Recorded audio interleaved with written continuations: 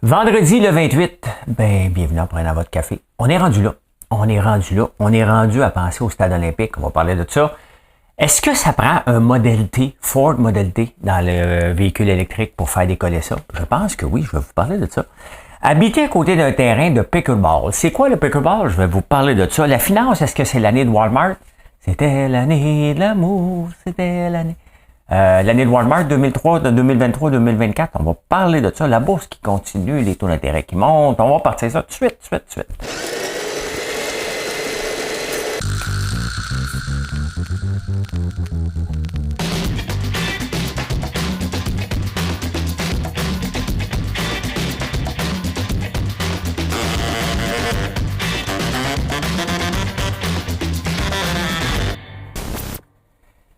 Dans l'énigme du jour, j'ai tellement aimé cette chanson-là. Je l'aime encore d'ailleurs, je vous la chante des fois. Hein? En 1992, un groupe sort son premier album. Et sur cet album-là, il y a une chanson qui parle de moutarde très chère. Là, vous le savez, j'arrête d'en dire, là, vous le savez de qui je parle et quelle est la chanson que je vais vous fredonner à la fin. Désolé, hein. Après avoir donné la réponse à l'énigme, je vais chanter la chanson, donc c'est le moment où vous allez pouvoir partir. Merci d'être là tous les jours, ou presque. Hein?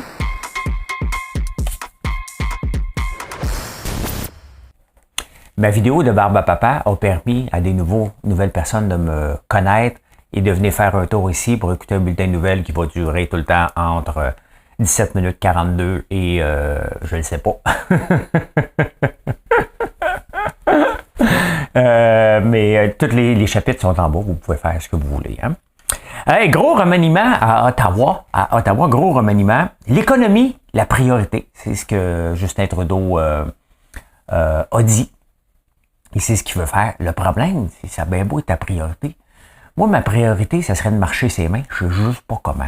J'ai déjà voulu marcher ses mains. Ouais, je voyais que les gens au CrossFit, là, marchaient sur une main, puis j'ai dit, si les autres le font, moi aussi, je vais le faire. Non, je me suis pas rendu là à marcher ses mains. Le problème, c'est que Trudeau n'écoute pas. Hein. Bill Morneau l'avait dit, puis il y en avait un autre aussi qui était parti, une personne influente, disant, écoute, on y parle, mais il écoute pas. Donc, il veut juste qu'on fasse à sa façon. Puis le problème, c'est qu'il ne sait pas gérer. Faut pas être contre les professeurs d'art dramatique, là, tu sais.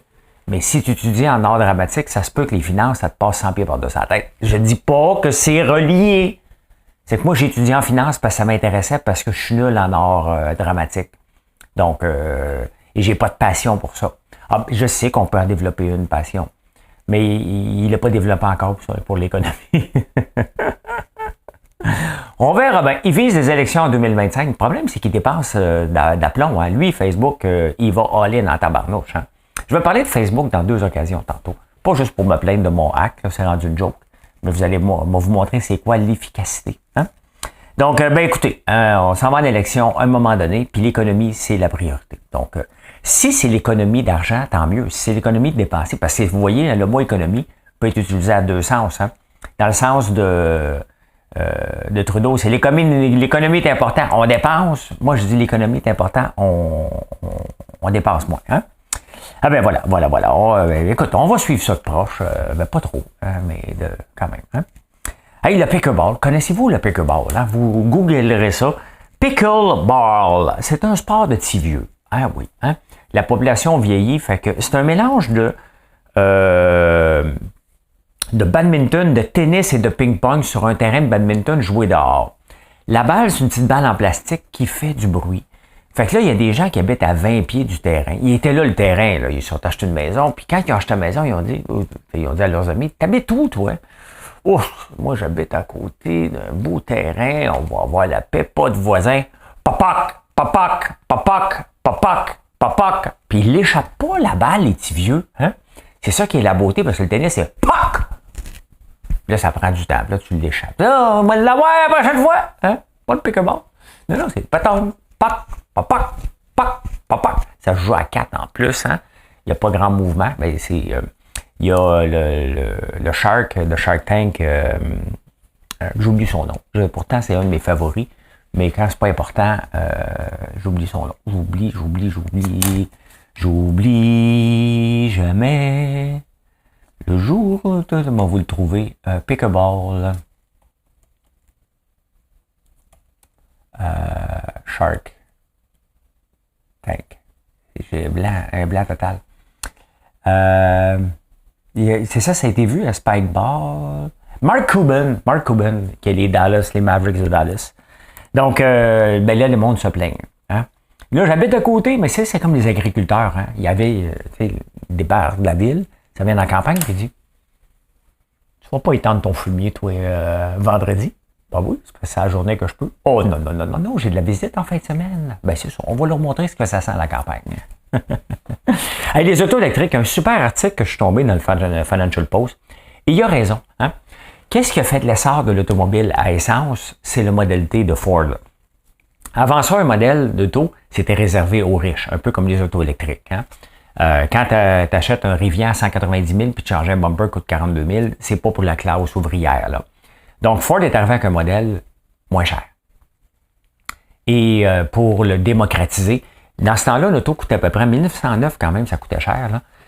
À peu près 3000 $, c'était réservé aux riches. Là. C'est sûr que si tu te promènes en Rivian, là, on le sait que tu es riche. Ou même en Tesla, là, on le dit, oh, OK, il est à l'aise financièrement.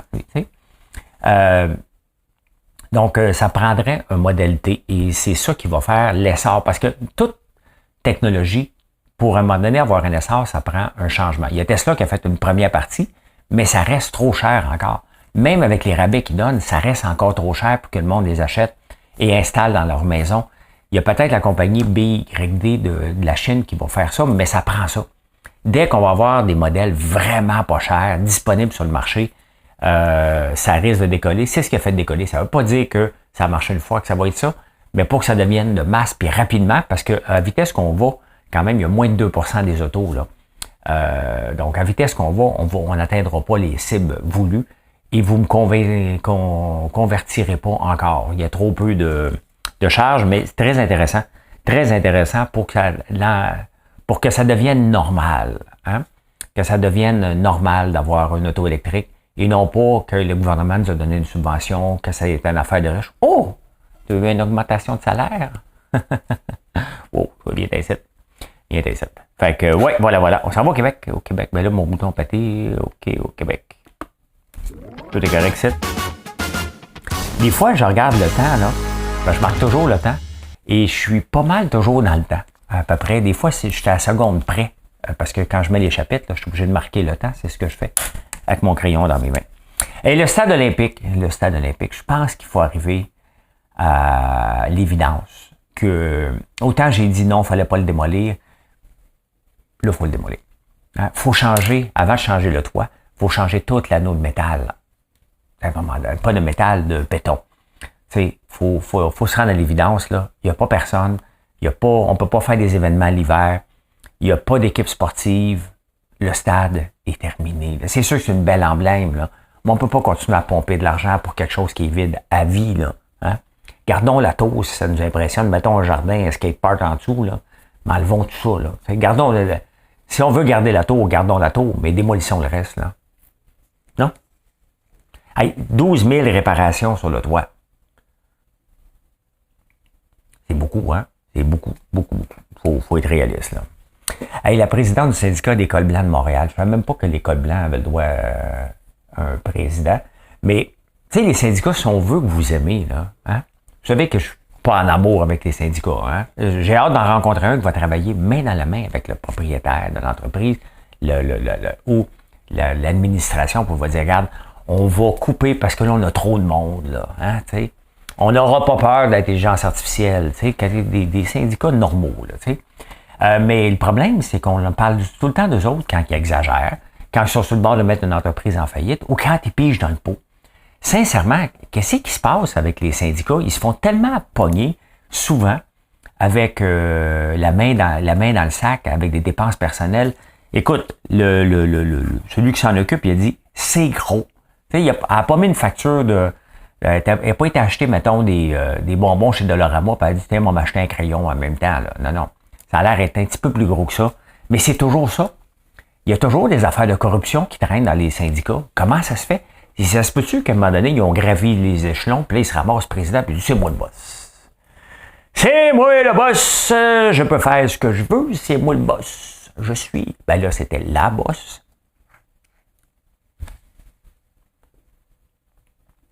Vous l'avez nommé, hein? Elle n'avait pas eu de compétition. Ça dit tout, hein? Les casinos, tu sais, les casinos, quand tu vas à Vegas puis tu dépenses beaucoup, ils déroulent le tapis rouge, la chambre, tu dépenses, hein? Ici aussi, on avait décidé de faire ça, hein? Au Québec. Ah, ouais, on va faire comme Las Vegas!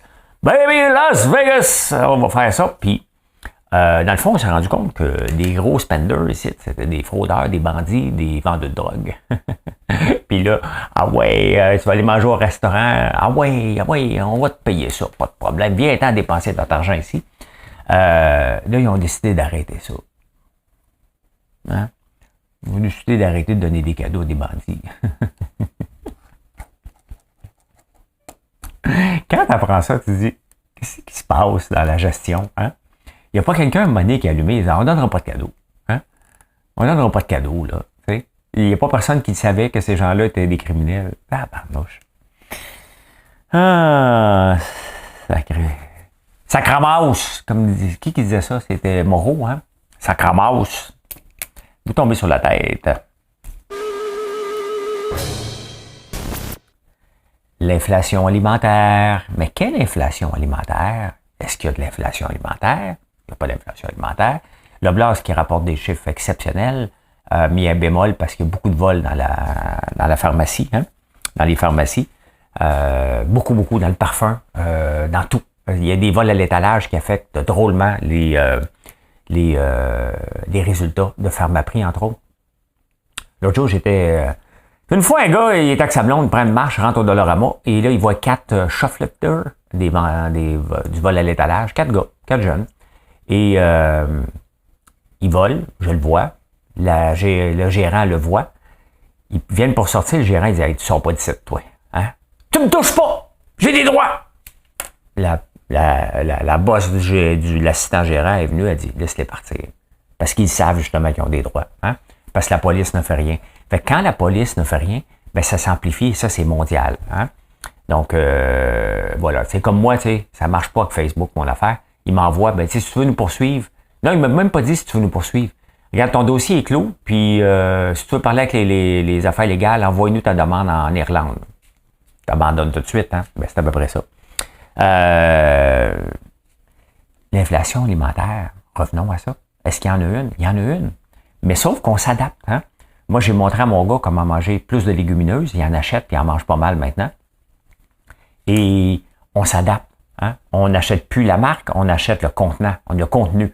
On veut manger de la soupe aux tomates, on n'achètera pas Campbell, on va aller acheter une boîte jaune que de la soupe aux tomates dedans. Donc, on s'adapte. Et qui gagne là-dedans? Walmart, Costco, Tigre Géant, Maxi. Donc, il y a beaucoup de conversions de Maxi qui sont là. Donc, puis il y a l'accroissement de la population aussi. Hein? Donc, on peut voir les résultats des grands là, ça augmente beaucoup. On voit les blâmer encore, mais il y a plus de gens qui consomment tout simplement. Et le problème, ça reste toujours ça. Ils prennent un pourcentage sur le prix. Donc, si le prix de l'huile passe, mettons de l'huile de canola, passe de 20$ à 60$, ben s'ils prennent mettons 10%, 10% de 20$, c'est 2$. Ben, pour la même huile qui ont fait la même manutention, le même espace tablette, celle se vend 60, ils vont prendre 10$. Il est là la problématique. Hein? Et c'est pour ça que le Blast rapporte des chiffres de 31% d'augmentation, parce qu'à un moment donné, hein, le même pourcentage appliqué sur un montant plus élevé fait une différence. Mais voilà. Mais sauf qu'à un moment donné, ils sont pas fous, mais tu sais, l'avantage dans toute la gang, c'est que est-ce qu'on achète du beau? Les IGA, Provigo, quand on arrive là, les propriétaires opérants sont fiers. Leurs magasins sont très, très, très, très beaux. Hein? Le problème, c'est qu'on n'achète pas ça. C'est pas ça qu'on veut. On veut avoir des bons prix. Fait qu'on s'en va chez le plus laid qui est à côté. Le problème, c'est que c'est la même grande chaîne, mais Maxi appartient à la compagnie directe. Les Provigo, souvent appartiennent à des IGA, appartiennent à des indépendants. Donc, la grande chaîne, souvent, va faire concurrence aux indépendants, juste un à côté de l'autre. Et c'est sûr que j'irai pas dans le commerce, dans la bouffe en ce moment, parce que la tendance est vraiment dans les Costco, est vraiment le plus bas prix possible, puis on s'adapte. Hein? On s'adapte, on n'a pas le choix. Donc, c'est la seule façon qu'on peut contrer l'inflation alimentaire, c'est pas manger la même chose, c'est de faire des changements alimentaires, tout simplement. Hein? Finance.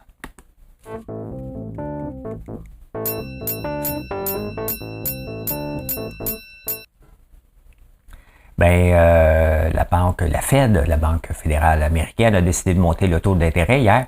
Et au début de la journée, la bourse a baissé. Puis après ça, elle s'est repris. Elle a terminé en hausse pour la 13e fois d'affilée. Là, les analystes qui connaissent, qui ont peur, là, mettons, il y en a un dans la presse qui m'énerve, le journaliste. Je le trouve tellement mauvais depuis toujours.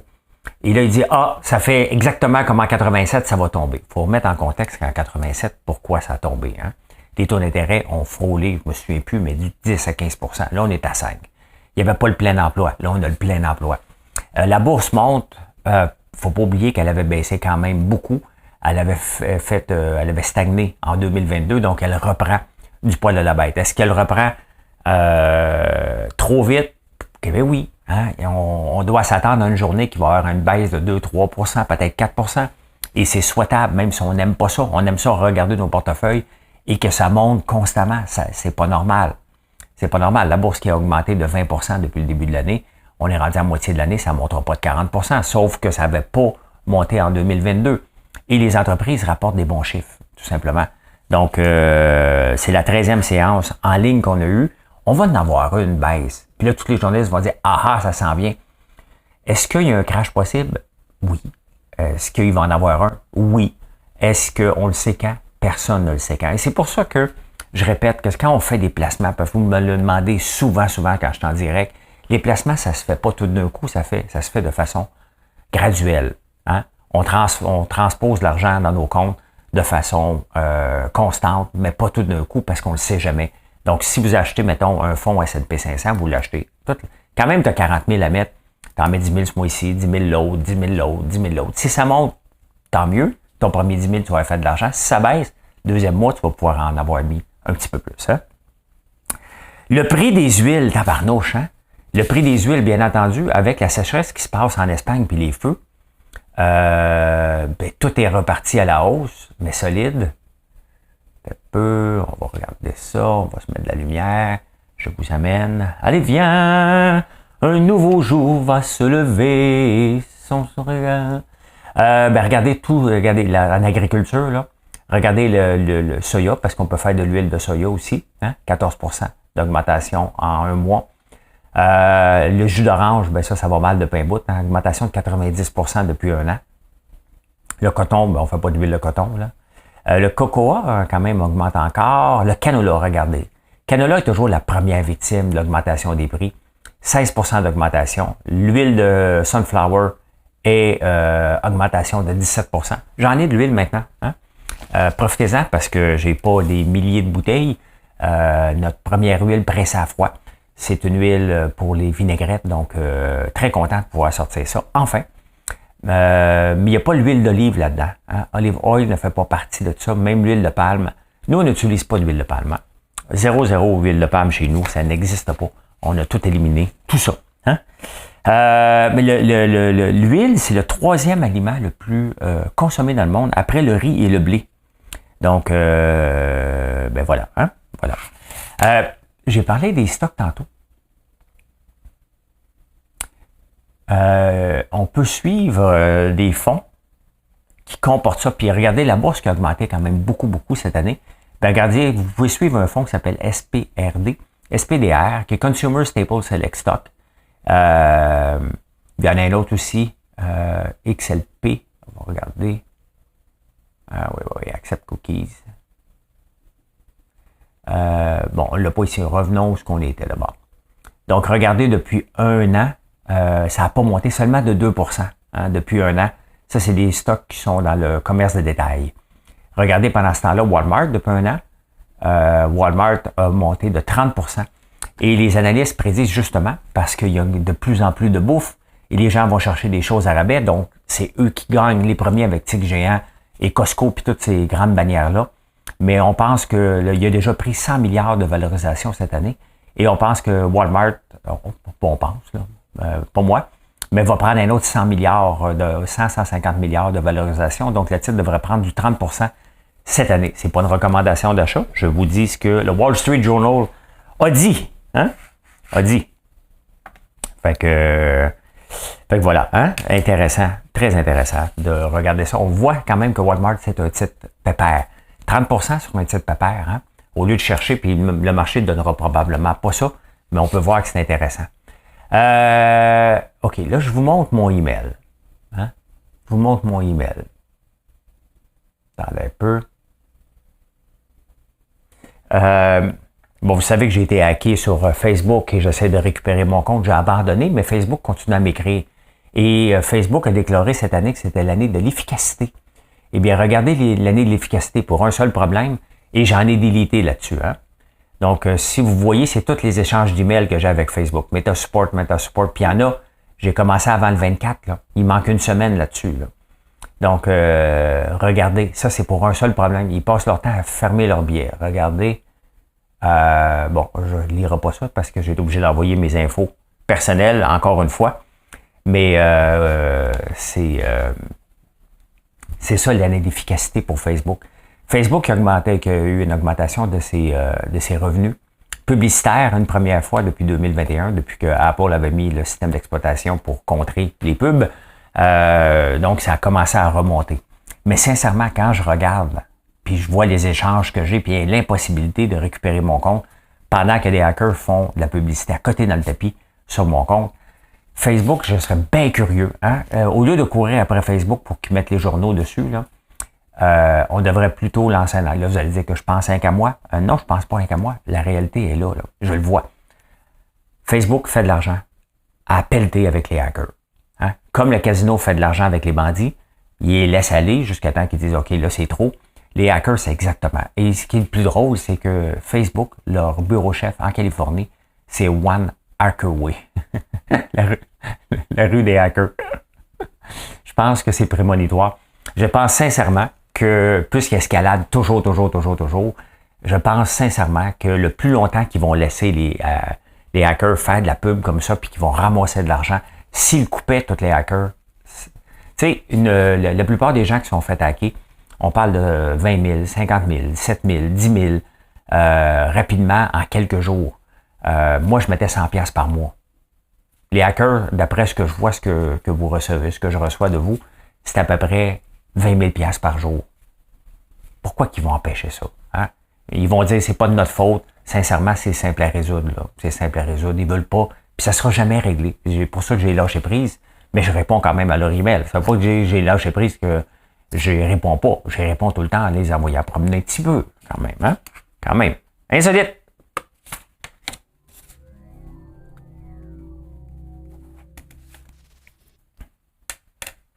Michael Jackson est décédé en 2009. Il avait été accusé de toutes sortes de choses et les accusations étaient tombées. Il avait payé. Donc, quand tu payes, c'est soit que tu vas avoir la paix ou parce que tu sais que tu vas être dans le trouble.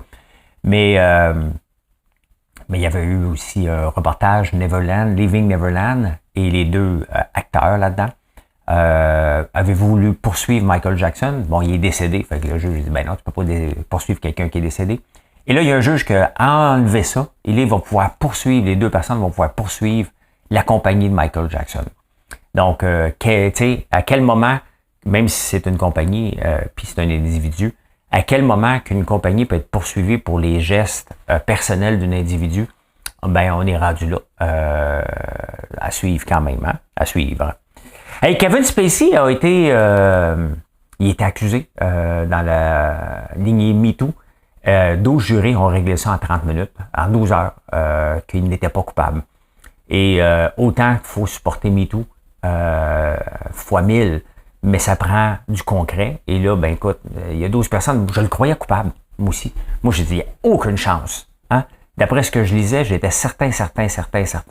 Mais les 12 jurés ont vu les preuves puis ont dit, non, il ne l'est pas. Oui, il est un flirteur intense, mais il n'est pas un criminel. C'est surprenant, c'est très surprenant, mais ça prend quand même des preuves. C'est sûr que ceux qui ont porté plainte sont déçus, puis avec raison, là. Avec raison.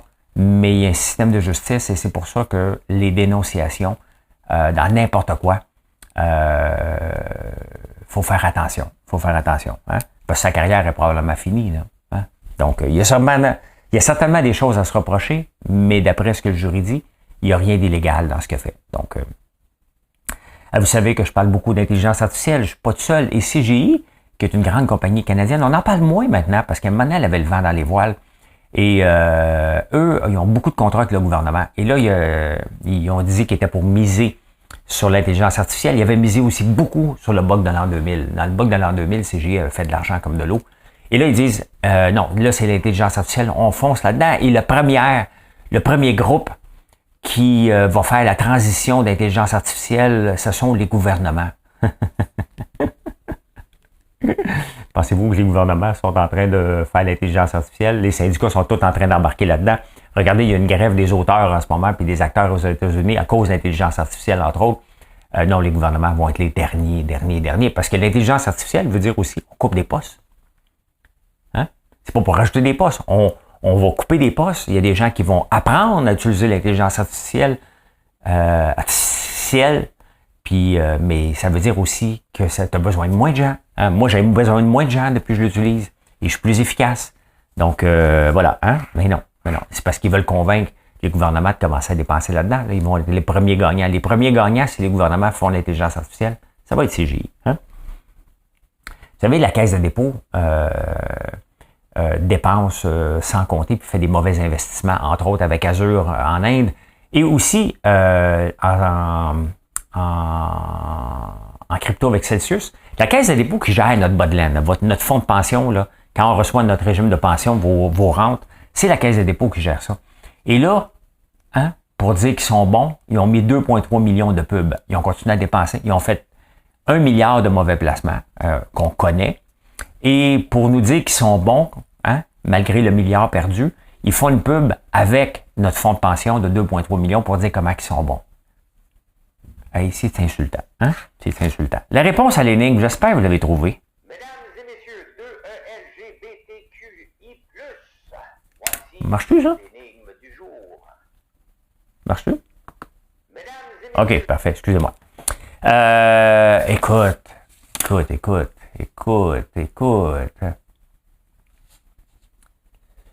L'avez-vous trouvé? If I had $1 million,